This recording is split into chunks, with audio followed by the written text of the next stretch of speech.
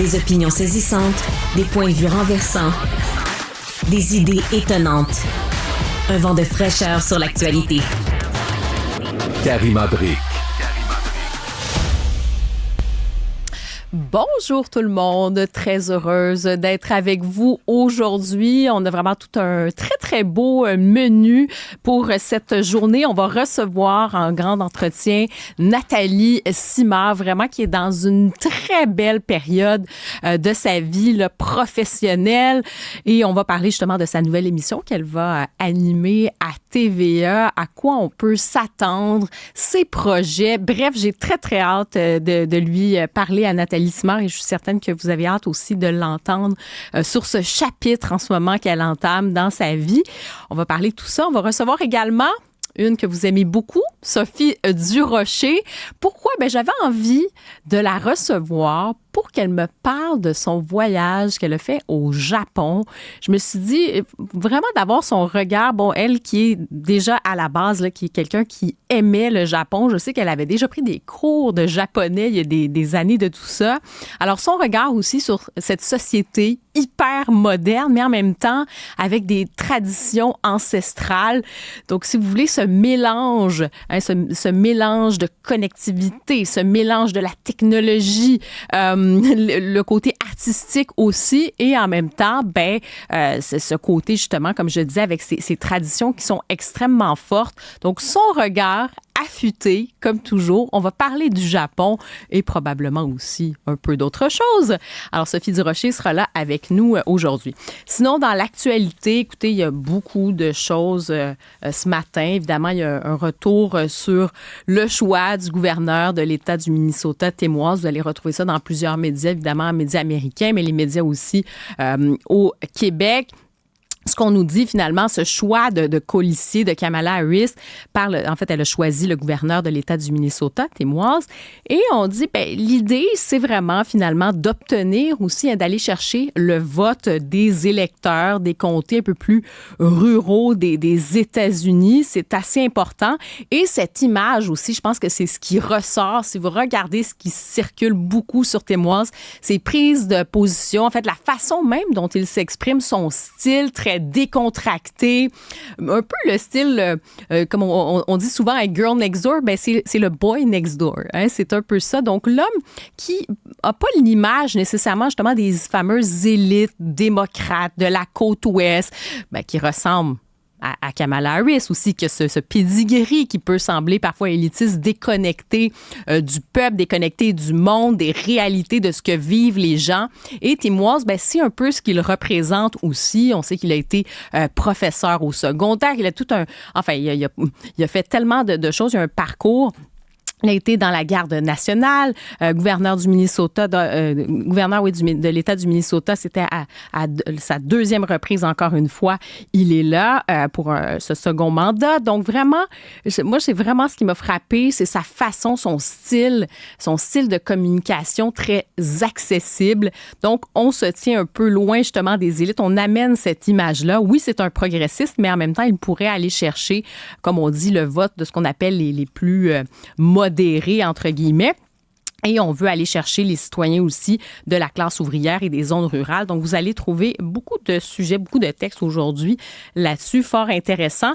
Dans le Journal de Montréal, on nous parle des centaines de patients qui sont recherchés d'un acupuncteur, imaginez-vous, qui réutilisait des aiguilles souillées.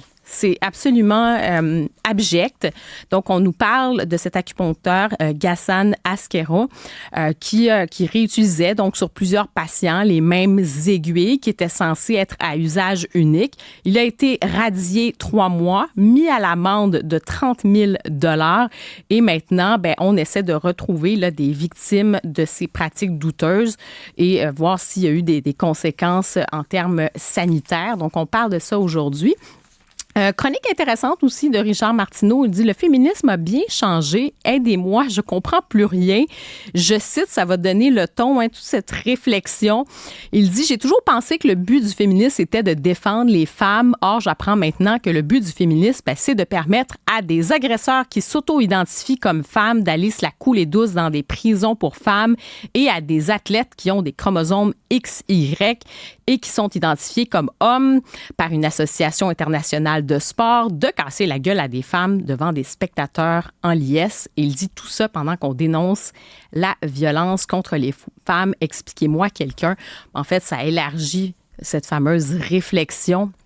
Il y a beaucoup de choses, là. C'est pas tant juste, je pense, sur ce qui s'est passé, sur cette polémique entourant cette boxeuse algérienne qui va se rendre d'ailleurs en finale vendredi, où on dit que le CIO dit non, c'est une femme, arrêtez avec ça. Là. Je veux dire, on s'est basé, elle a toujours été femme, elle est née femme, alors qu'une autre association de boxe internationale qui avait dit elle a échoué à des tests de féminité, en fait, donc elle ne devrait pas conquérir. Alors bref, vous avez vu c'est toute cette polémique entourant ça et ça élargit en fait le débat sur toute la question des athlètes, que ce soit l'hyperandrogénie, que ce soit est-ce que des personnes trans peuvent concourir dans des épreuves, par exemple, pour femmes.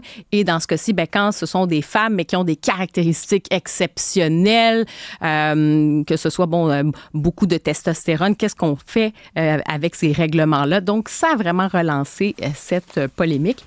Et sinon, article aussi intéressant, c'est dans le journal, en fait pas dans le journal, c'est sur le site de Radio-Canada, c'est Pascal Robida. Et c'est quand même assez troublant. Là. On nous parle de cette fameuse violence, vous savez, qu'on voit en ce moment, là, la violence urbaine à Montréal.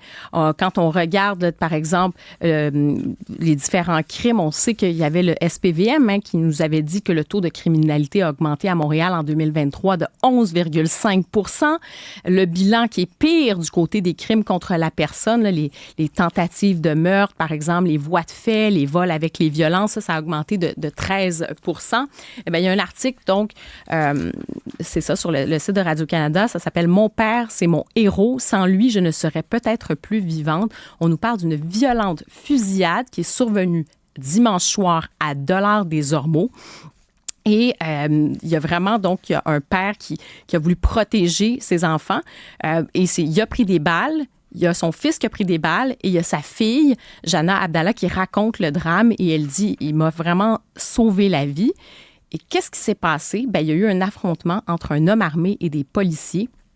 Il y a quelqu'un, un suspect, là, un présumé membre de gang de rue de 26 ans de l'ouest de l'île qui s'enfuyait. Il y a eu des échanges de tirs et donc ce père de famille qui a été une victime collatérale de cette criminalité à Montréal. Donc, c'est extrêmement important, je pense, du côté de la ville de Montréal, d'aller plus loin là, pour protéger les citoyens de Montréal, pour ne pas qu'il y ait d'autres victimes comme ça collatérales.